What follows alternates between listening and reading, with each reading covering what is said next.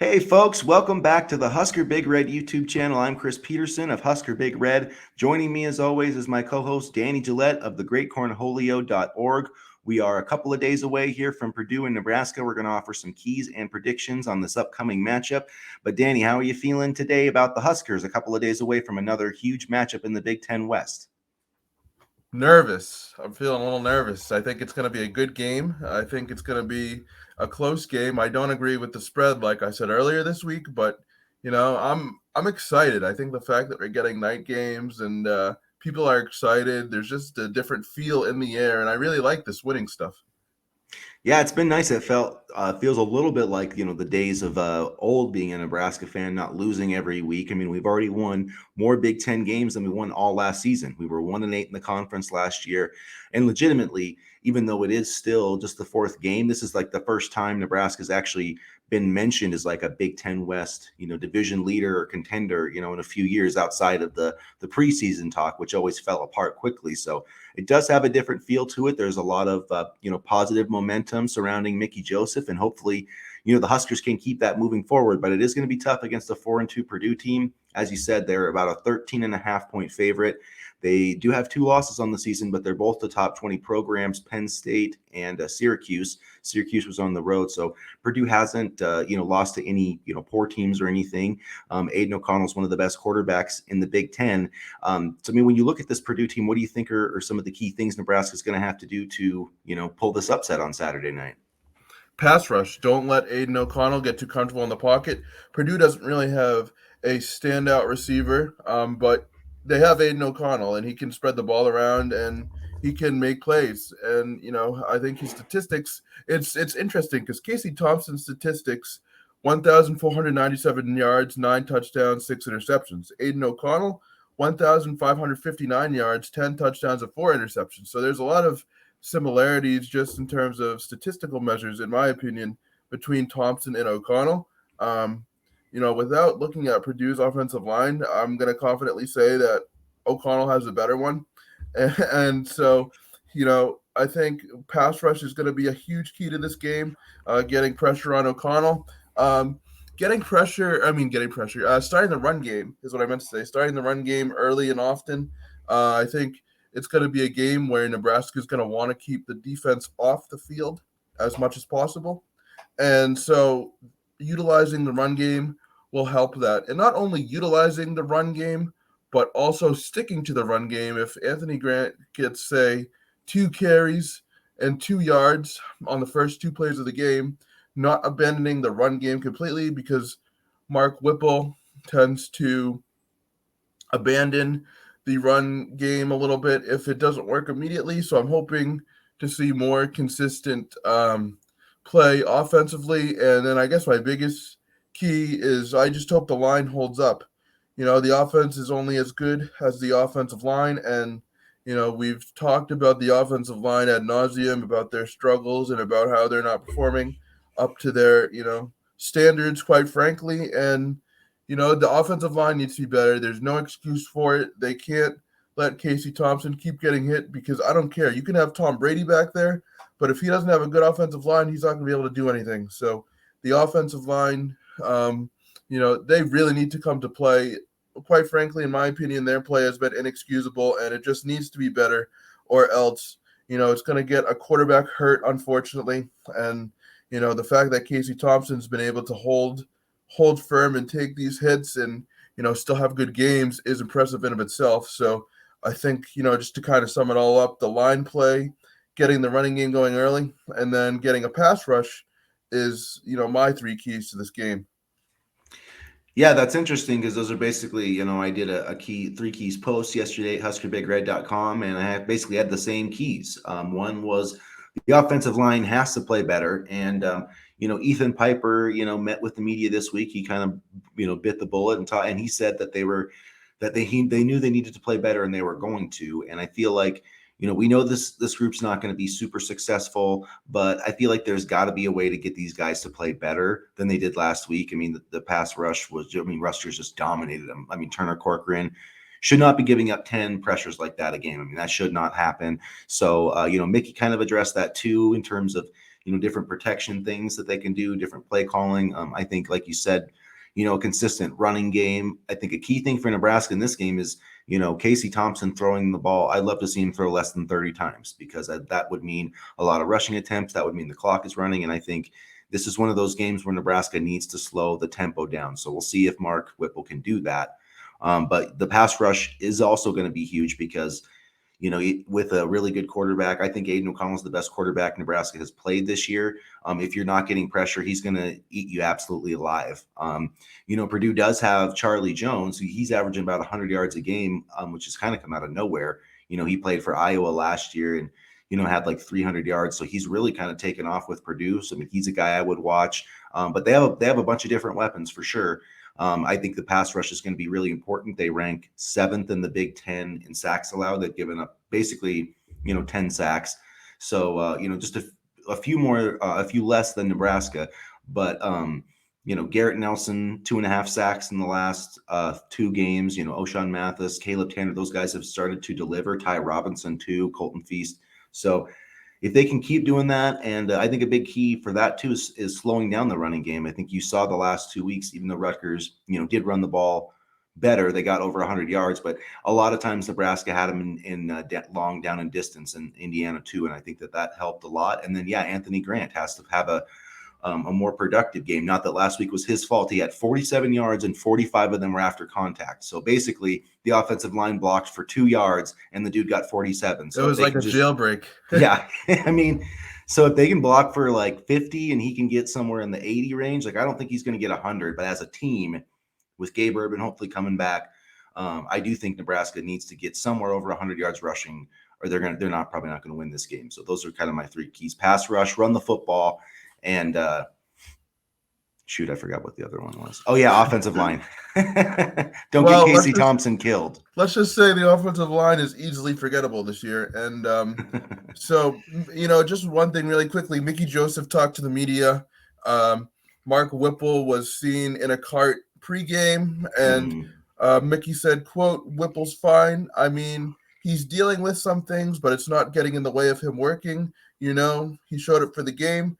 We had to put him on a cart," end quote. And I just hope that Whipple, definitely remains in good health. And, I'm definitely thinking of him. I'm hoping that he's doing much better. I mean, that just shows how much he loves the game. And, it's tough to, sideline a competitor for anything, coaches included. So, I'm hoping he can, do really well health-wise. And, I definitely hope he can bounce back quickly and that it doesn't affect him too much to the point where we don't see him at all.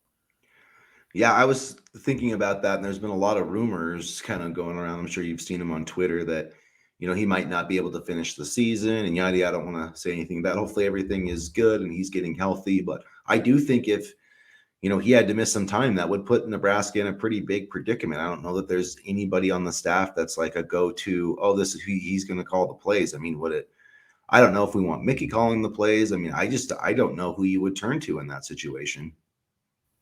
I think it would be probably Mickey, and I'm not in love with the idea of having a head coach calling plays, but this is an extraordinary circumstance, so there's really no choice, in my opinion. I mean, the other guy I was thinking of, and I don't remember his name, but the wide receiver analyst, God, I can't remember his name, but, I was thinking him as well. And so we'll see. I hope it doesn't get in the way, but I hope he gets healthy first and foremost, and that everything goes well, and that he's able to bounce back and coach, or at least do the things he loves and be healthy while doing it.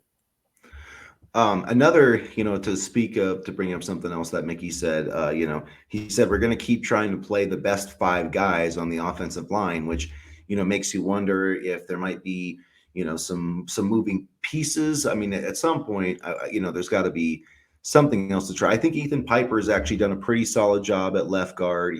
Brock Bando's been Brock Bando. He's been okay. The interior is not really the problem. It's the tackles that are the biggest issue, I think. And, hopefully now they've got, Hunter Anthony listed as an or, so I think he might start over Benhart. So Benhart started and then got yanked because he was so bad. Not that Hunter Anthony was better. Anthony needs to, though. I mean, I was just about to say Anthony Yeah, wasn't great, but Benhart has just been awful. He's been awful. So, I mean, I don't think he's they been really as have bad another as choice, Corcoran on the left side. which is weird to say because, like we Yeah. talked about on, I think it was Monday, Corcoran was a highly rated recruit and everything. But, I'll let you finish your point, but I just want to say this really quickly. Now it's just about, you talked about making chicken salad out of chicken shit, Yeah.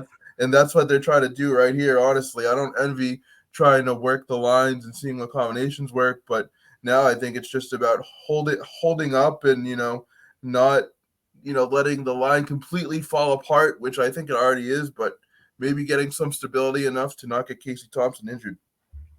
Yeah, I think my point was that hopefully just some way it could potentially improve. I don't know if some different lineup combinations will help. I think coaching wise, I mean, one thing like with Turner Corcoran is he really struggles with any sort of stunt or blitz or something. It's like he doesn't know. Like last week, Husker film he did the space with showed one where the defender literally ran right by him. It's like, what are you? So those are things. I mean, I'm not saying it's easy. I've been an offensive lineman. I've coached offensive linemen. Some of those things can be hard, and you do have to work on a lot of that stuff, and a lot of it's communication too. Like, hey, you're going to take this guy because you're all responsible for like a gap.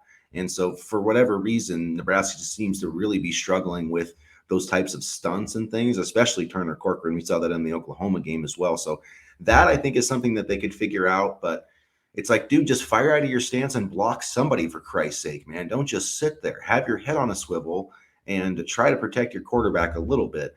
I mean, I thought it was, Casey was talking about his shoulder, and Mickey was like, well, it's your left shoulder. It's not your throwing shoulder or whatever it was, that he said. And it's like, I love Casey for his toughness, but you can only be so tough, and he's going to get knocked out of the game at some point. And while we do have better quarterback depth than we've had previously, he's by far our best chance to win right now. So that's concerning. And it's not to say that, Chuba comes in and he won't have the same problem either. I mean, he's Yeah. going to get absolutely rocked too. So they need to figure this out somehow, some way. Or, one of the things I brought up in Husker Film Space on Friday night was, maybe just roll out Casey Thompson a little bit more. I know that's not his natural game. And I think I brought this up on Monday too, but just to give him some time to throw and some space to throw. I get that defenses can catch on to it and, it kind of, you're playing into their hands. But if nothing else, I just want to try to preserve Casey Thompson at this point. I mean, because, he's been taking a beating, and just to give him some time to throw would be an accomplishment in of itself, in my opinion. Yeah, and I think half the battle, it goes back to that running game. If you're running the football, you can do a lot of, you can do that fake give and then roll boot him out. You can do a straight. There's a lot of things you can do if you can get that running game going. And I think that the offensive line has shown, outside of a couple of games that they've been better in terms of opening holes. But even in the Indiana game, I mean, Anthony Grant, his longest run was 16 yards. So I mean, he's gone now 3 games, I believe, without a run over 20 yards because I don't think he had one against Oklahoma. So, I mean, he's got to break out and get some of those explosive plays. I mean, he just has to in this matchup. That's my opinion. And Purdue's solid against the run, 3 point, yards per carry or whatever. But I don't think they've seen a back like Anthony Grant. They also probably haven't seen an offensive line as bad as Nebraska's. So, it's hard to say, but it's not like they're a dominant, they're like 6th or 7th run defense in the Big Ten. I think they're actually a little lower in pass defense. I think they're 9th in the Big Ten in pass defense. So I do feel like Casey Thompson can take advantage of this defense if he can get that protection. And Purdue, I believe they've got 11 sacks. So they're like 7th or 8th. I mean, they're in the middle of the pack in a lot of different statistics. So, I feel like Nebraska, like you said, I don't think that the 2 touchdown spread, I feel like that's a little high, for Nebraska. I feel like this is a closer matchup than that shows. I agree, and just kind of touching back on the running game, we heard Mickey Joseph talk about Yant a little bit this week. I think it was Yeah, and on you wrote about Tuesday. Yant I yesterday, did, right? yeah, late Tuesday night, and Mickey said, "quote We like Yant. We want him to drop his pads and find a hole. If there's nothing there, use the 230 pounds to make a hole in it. We look for big things when Yant goes in the game. We need Yant to pick it up a bit and move the pile, end quote. I mean, and I agree with that quote for sure, but Yant has, let's see, Yant has, I think, only 15 carries. So he hasn't really gotten a ton of opportunity to, be in the game. Gabe Irvin and AJ Allen, who's now injured. Irvin has 15 carries, Allen has 33, and Yant has 13. So he's kind of fallen a little bit in the running back depth chart. I mean, I get that Grant and, when he was healthy, Allen are explosive, but I'd be interested to see what Yant brings to the table because he's kind of fallen out of the running back room picture, so to speak. And, I think uh, Grant and Allen and Irvin, I think they're a little bit different in terms of style. I think Grant and Allen are a little bit more finesse. Yes, Grant's a power runner, and Allen, is more of like a, finesse, slithery speed rusher. But I'll be interested to see if Yant can really continue to make an impact because I believe he got some time against Rutgers. He carried the ball actually 4 times for 22 yards. So I was interested just to hear his name pop up this week, and I'll be interested to see if he has, any playing time against Purdue. Yeah, it'll be interesting. I know Gabe Irvin was out with the toe injury, so that doesn't seems like there's a decent chance he might be back. I mean, I think there was some good injury. Quentin Newsom is listed as day to day. Luke Reimer, he said, Mickey Joseph said was day to day. So hopefully those guys are back. And Gabe Irvin, but yeah, I mean, Nebraska definitely needs another reliable back besides Anthony Grant and Yant. Like you said, Gabe Irvin and Grant, I think are somewhat similar. I mean, they both are Buford prospects, and so yeah, I think Yant could be kind of more of that power guy inside, that physical presence. He does have some speed to him. He's not not like a wiggle type guy, but it would be nice to see to have that thunder and lightning type combination a little bit. So he's kind of an intriguing guy. I'm kind of intrigued by, Tommy Hill. You talked about this a little bit. And, Casey Thompson said he's already got some time with the number one offense. Nebraska originally recruited him as a receiver. He played defensive back. That didn't work. I like the move by Mickey Joseph. He knows receiving talent as well as any, coach in the country. So if he says Tommy Hill can play receiver, I believe it. Do you think that we're going to see, him have any impact, especially now that, Isaiah Garcia Castaneda has transferred and opened up a little more depth or a spot on the depth chart? Yeah, I think that was part of the reason why he transferred, and I think Hill has speed. I mean, Hill has speed. I'm trying to find his high school stats, and I'll find them in a second. But yeah, I think he could have a chance to make a big impact. I know that Trey Palmer and Marcus Washington are kind of the bell cows at the wide receiver position, but Hill could provide a nice option for Casey Thompson, and I'm intrigued to see, and I really like to see that Hill is open to trying a new position because to me that means he wants to contribute and help this team, and he's not going to just sulk on the sidelines about not being able to play in the secondary or being started over or whatever. So I'm kind of really intrigued to see what he can bring to the table. Yeah, I mean, it was like I think I really, you go back to that Oklahoma game, and it was like he didn't want to tackle, man. You can't play defense if you don't want to tackle, and you got to be. He just, he didn't want to be physical. So he sounds like a wide receiver to me, in terms of that. He looked like a wide receiver when he was trying to tackle people because he didn't want to tackle people.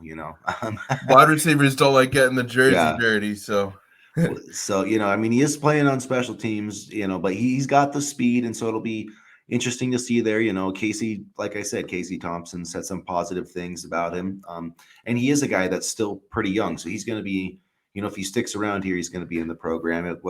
Did you see Isaiah Garcia Castaneda's dad ripping on Mickey? I was just about to actually talk about that, and I think that's ridiculous. I mean, your son's transferred 3 times, and not for nothing, but he had a pretty big fumble in his opening game against Northwestern. I understand, father sticking up for, his son and whatever, but it's always the disgruntled ones that are the loudest, and that's exactly what we saw with that.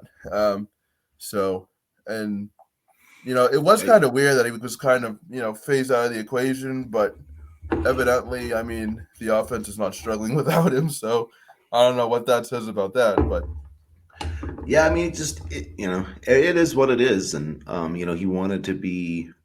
He wanted to get more targets. I get that. There's a reason he wasn't playing. I mean, I'm not there in practice. I won, but yeah, he had the fumble. I mean, he had a couple of big catches against Northwestern, but it's not like, much else happened after that. And, I thought the guy calling Mickey a piece of shit or whatever was a little much. Look, the guy wanted to play more. He wasn't going to play at Nebraska. I mean, Mickey was honest with him. I don't think that Mickey is somebody that misleads players. I think you know exactly where you stand with Mickey Joseph, and I think that's why Garcia Castaneda decided to transfer, because he wasn't going to move up this depth chart. So more power to him. He hasn't played enough games. He could probably preserve his red shirt this year, so he's got 2 more years. Go play somewhere else where you can be the number one guy, because it just obviously wasn't going to happen here. So his third transfer already. I mean, I don't know. That's tough for me. I mean, 3 transfers and including 2 in less than a year. I mean, man, I hope he finds success, but boy, that's tough. Somebody will take him. Yeah, I mean, he had a 1,000-yard season at New Mexico State, so somebody will take him for sure. I mean, there's got to be Mountain West or somewhere. I mean, and it's not like he can't play in the Big Ten, but I think he's going to have a hard time landing with a Power 5 team. That's my opinion, but we'll see. I think so as well, but it's interesting because we're starting to see, things take shape. Trey Palmer and Marcus Washington are the main weapons at wide receiver. We're seeing Malcolm Hartzog kind of sort his role in the secondary. We're seeing, routines and playing time begin to really shake out, and I think that's kind of comforting because we've had a lot of dysfunction and players playing all over the place over the years, but it's good to see that we're getting a solid base. And just to circle back on Hill really quickly, he caught 85 passes for 1,586 yards and 24 touchdowns for Edgewater High School in Florida. So I mean, it's not over the course of one season, obviously, but those are pretty solid statistics at the wide receiving position. Yeah, we'll see, and we'll see what he does, man. He's got the athleticism and the speed, and that's the most important thing. And it's not, it sounds like he's catching the ball okay, so it'll be interesting to see how that works out. But I don't know if he's going to make a huge impact right away. It seems to me that like you said, it's Palmer, it's Washington, and then it's Vokalek. He's the third option. That's pretty clear, and I think that's a good one because Casey talked about it in the press conference about getting rid of the ball quickly, and I think that he also needs to be a guy that's trying to protect himself. Quick routes, quick stuff. Get the ball out, basically get the damn ball out, and just keep moving the ball, positive yardage. That's a really important thing. He needs a good job. I mean, he was under a shit ton of pressure and only took 1 sack. So, I mean, that tells you something. What do you think about Elante Brown? I know he was talked about a lot in the off season as being a leader and stuff like that. And that all very may well be true still now, but he hasn't really made a big impact on the field. I don't think that's his fault. Because like you said, Palmer, Washington, and Vokalek have been the key targets on offense. But where do you think he falls? I mean, I was hoping we'd see a little bit more out of him. And like I said, I don't think it's effort. I just think it's the way the offense is shaking out.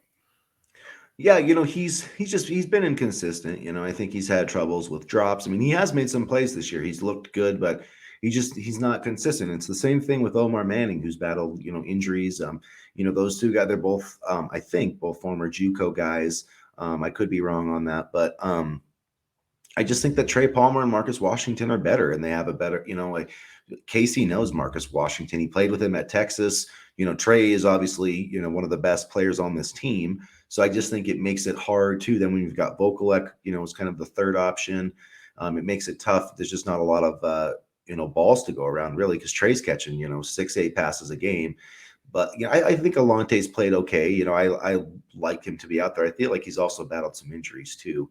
It seems like he's just hasn't been out there as much this season as he could have been. But I like him. I like his talent. I just don't think he's ever gonna realize his full potential. And I think that's kind of why Nebraska hit the transfer portal so hard, is they just kind of knew that these receivers that they had, Manning and Brown and stuff, just weren't kind of Big Ten caliber to be like a number one guy. I don't know what's going on with Manning. I'm not going to speculate and stuff like that, but he had so much hype coming in. I think he was the number one overall JUCO recruit, and things just haven't worked out for whatever reason, and it's kind of just disappointing. I'm not like disappointed in him, but I just would have liked to have seen a spectacular play on the field, and unfortunately, it doesn't look like that's coming anytime soon for Manning. Yeah, he's day to day. I was kind of surprised. There was talk that he was going to shut down the season, that he was maybe going to transfer, he was maybe going to redshirt due to these injuries. I mean, he was somewhat productive last year, and so it seemed like he was ready to take that next step with a better quarterback. And I mean, that's it would be nice to have a third receiver out there, especially kind of a big physical receiver, somebody you could target in the red zone. I mean, like we saw him catch that touchdown last year against Oklahoma. He's got the ability to do that, but it maybe he's just not healthy. I mean, we'll see. He's listed as day to day. I guess we'll see if he comes out there. I think there's still a chance, though, really for him or Elante Brown to develop as that, kind of number third option along with Travis Vokalek at the tight end position. Well, I'll be interested to see when, Thomas Fidone gets fully healthy, if the tight end position will really kind of act as the wide receiver, so to speak. Please get healthy. I know, I really want him to get healthy. And I've seen on Twitter, I know he wants to be out there and get healthy, but, I was so excited about his commitment, man. Oh, I was so excited. I actually remember writing it for Husker Quarter at the time. I was fired up. I was fired up for Manning, too. And, but, when I used to help out with my college's football team, the tight ends always used to get hurt. And, it's just think about it. A 6'7", 200-something pound guy is not meant to run full speed and bang other defenders' bodies on the turf. Guys aren't just built like that. And bodies aren't meant to do that. So the tight end position is always a tricky one to keep healthy. And I just hope we're able to see Fidone soon and Carney soon and AJ Rollins. I mean, all these guys I was really excited for. I'm just hoping everybody gets healthy soon because I think there is talent there. It's just been a matter of keeping them healthy. Yeah, especially I would really like to see Fidone play some this year, and then he can go into spring and all that type of stuff, kind of with some positive momentum. I don't want his first kind of game action to be next season. So hopefully he'll be able to get in some games this year. I still think he can be a game-changing player, and I think it's still wide open for him to be the starter next year. And Vokalek's a senior, right? Yeah. Yeah, so there's going to be plenty of opportunities for the tight end position to step up. And he could be, I mean, like, he's just having a tight end like that. I mean, this guy, I don't want to overhype him, but I mean, he's got the same type of ability as Brock Bowers from Georgia. I mean, that's the kind of player that he runs. I mean, coming out, he literally runs like a 4.5. He could be a wide receiver. I mean, everybody in the Big Ten wanted him hardcore. I mean, and Nebraska got him. It was a huge recruiting victory, for Scott Frost. Unfortunately, none of these had ever seemed to work out, but hopefully, Fidone will get healthy and we'll see him starting at tight end next year. So, yeah, anyways, so should we move into some predictions here? Is that what I was going to say? We always seem to get off on a sidetrack, but one more thing I just want to say about Marcus Washington. Last year, 18 catches for 277 yards and 2 touchdowns. This year, no touchdowns, but 18 receptions already for 266 yards. So he's close to surpassing his production already at this point in the season from last year. Yeah, and one thing, last year he was kind of a deep threat for Texas, and we haven't really seen him get deep a whole lot. That's kind of been the trait. He's kind of been a little more underneath, so and it's worked out well. Yeah, I'm interested, but yeah, I've been really impressed with how he has played the last couple of weeks, and those guys are going to have to be huge on Saturday night. And I think that there's going to be chances for big plays as long as Casey can get protection. I think Trey has shown, he can score touchdowns on anybody, and Marcus Washington's right there, and Vokalek. So, I feel good about the offense going in. We mentioned it at the beginning of the show. The spread is 13.5 points for Purdue. It's Saturday night, West Lafayette. They're tied for first in the Big Ten West, so it's a huge game for them as well. They beat Minnesota a couple of weeks ago, at home, so that kind of gives them, a little bit of a leverage over first place. So, Danny, we've let's see. Last week, what did you pick last week? Did you pick Rutgers last week? I can't remember. I can't remember either. I think I picked us because I knew Rutgers That's right. offense. You picked Indiana to beat us, right? I did pick Indiana to beat Okay, so us, you beat and Rutgers. Okay. I picked us because I knew Rutgers was going to shuffle in and out 75 quarterbacks, so I didn't think they That had a realistic chance to win. yeah, that's right. You said 31-17, I and did. I said 24-17. So And what we was the score? 14-13. Oh, So I mean, we both were correct that Nebraska was going to win. We weren't so good against the spread. So I mean, it is what it is. I think I'm 1-5 against the spread on Nebraska games this year. So, yeah. Thank goodness I don't bet on these games, or else I'd be living in a cardboard box in the street somewhere. but my the Indiana one was the first one I got right. So, although North Dakota was close, they almost covered that one, but not quite. Um, so sitting at this matchup, 13, we've said, the spread is a little too much. What is your prediction for Nebraska and Purdue on Saturday? Putting you on the spot. Okay.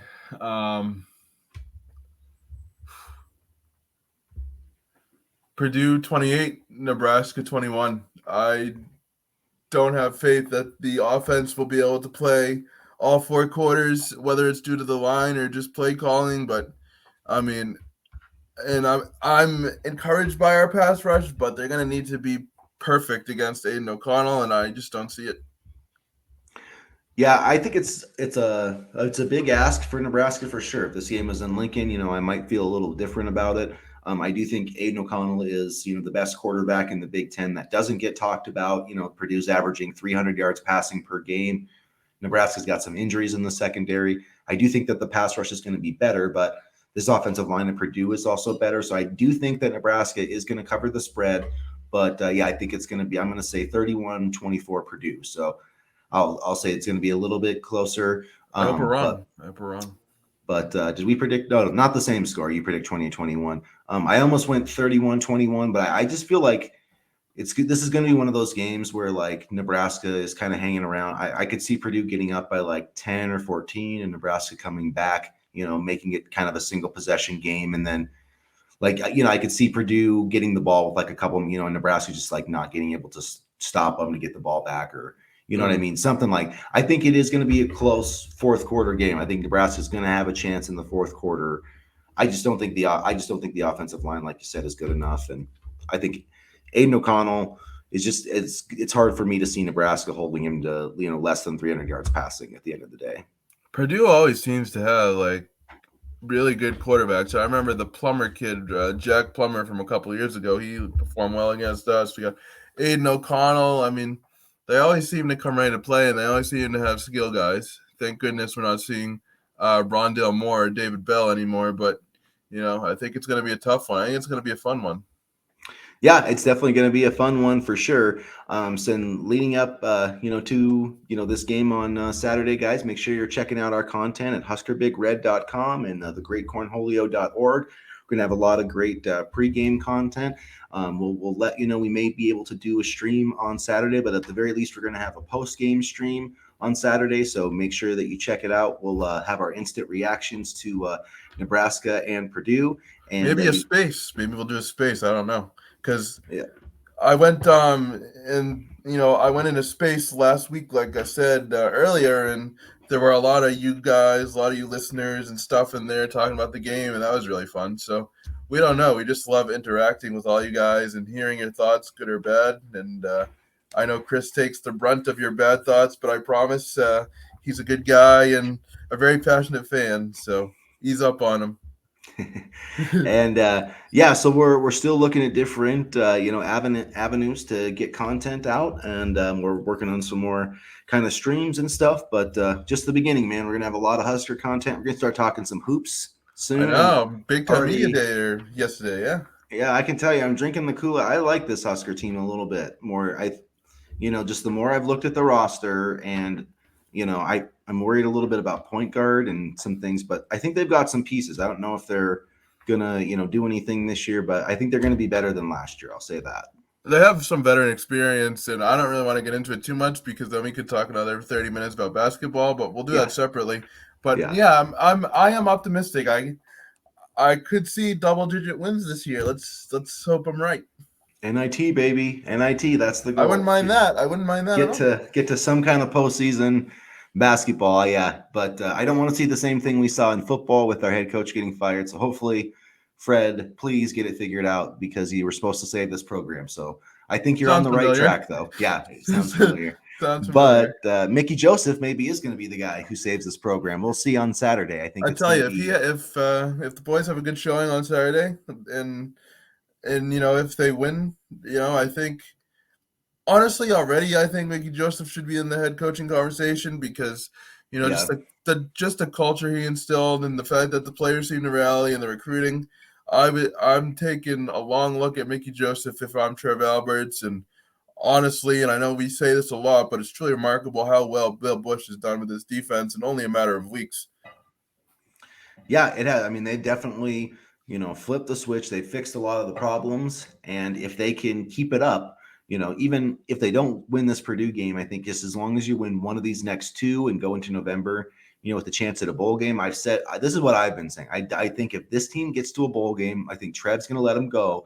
And I think Mickey's going to have a very good chance of being the permanent head coach because, taking this team from 1-3, if he gets there to 6-6, will be one hell of an achievement. And so we'll see if that happens. But if this team wins Saturday night, all bets are off. They could win the Big Ten West. That's how big this game is.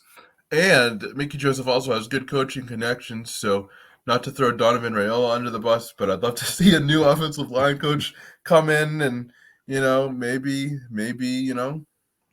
At the same time, though, could any coach get anything out of Turner Corcoran and Bryce Benhart? I'm not sure. I'm thinking if he brings in another coach, that coach can bring in, players that he has recruited. I mean, look at Mickey. He brought in Trey Palmer. He's got O'Marion Miller for the 2023 class. He's brought in some guys, so maybe. I mean, we can't get much worse. Let's put in a call to Dante Scarnecchia, see what he's up to. I would love Dante. Just make him don't even make him coach. Just has him be an analyst and pay him what he wants, and just have him come coach the O-line like in the off season and tell Raiola what to do and then Dante will probably wish he never came out of retirement after looking at that line. If anybody could get Turner Corcoran and not play like dog shit, it's probably Dante Scarnecchia, but he's not walking through that door, everybody. But anyway. Nope. And neither is Tom Osborne, so always remember that, people. No. Dr. Tom, though. I love Dr. Tom. Yeah. Oh, yeah, absolutely. Absolutely. But, a lot of fun teams. Yeah. Oh, yeah. So we said we were going to keep this like 20 minutes, and we're almost at the 40-minute mark, but that's what you get with us. So I'll kind of lead us out here if you want.